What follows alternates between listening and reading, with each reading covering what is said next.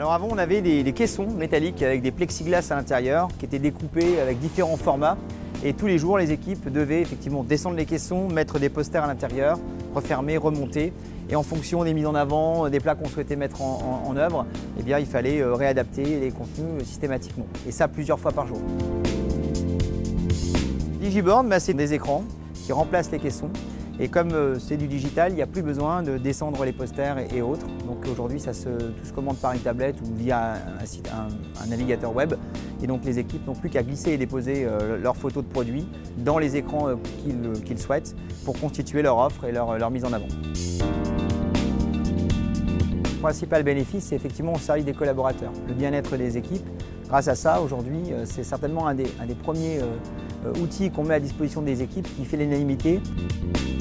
Le deuxième, c'est effectivement qu'on a une grande flexibilité au niveau du commerce, que ce soit pour le restaurant, puisqu'il peut programmer son offre à sa convenance, mettre en avant les produits qu'il souhaite, ou que ce soit également au niveau du siège, où on peut, nous, par exemple, tester des produits, tester des nouvelles offres, demain changer des opérations commerciales extrêmement rapidement, qui était quelque chose d'impossible à faire lorsqu'on a une flotte de posters à envoyer, à expédier, à préparer à l'avance, à faire imprimer. Le digital, c'est essentiel dans notre développement à deux titres. Essentiel parce qu'il est dans la vie des clients, mais également un enjeu pour nos équipes, puisque je dis très souvent, on a toujours peur de perdre des clients si on n'est pas digital. Et je pense que demain, nous n'aurons plus d'attractivité auprès de nos équipes en recrutement si nous ne sommes pas également digital pour leur vie au quotidien dans nos restaurants. Ce qui a permis au projet d'aboutir, c'est effectivement une forte réflexion avec les équipes d'un partenaire qui s'appelle Manganelli, avec qui on a travaillé depuis le départ sur la matérialisation. Puis en fait, on a décidé en 2014 de dire on part d'une page blanche, c'est quoi le projet Digiboard idéal demain?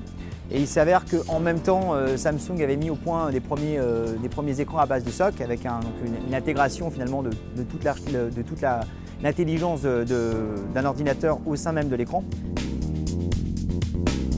Manganelli s'est chargé de concevoir finalement la partie logicielle et interaction entre un système et des écrans pour afficher selon nos besoins, selon les besoins de Flunch, notre offre. Et puis ça nous a permis aussi de matérialiser tout un process, un projet complet, que ce soit technologique, que ce soit matériel, pour qu'on rentre aussi dans un objectif de coût. L'écran ne révolutionne pas les règles de base du merchandising, qui sont de dire si j'ai un produit bien affiché et plus je l'affiche grand, plus il est vu, plus il va se vendre. Par contre, ça permet de le faire de façon beaucoup plus rapide, beaucoup plus flexible et du coup, ça change la donne. On met en avant quand on le souhaite et donc on vend beaucoup plus grâce à ça.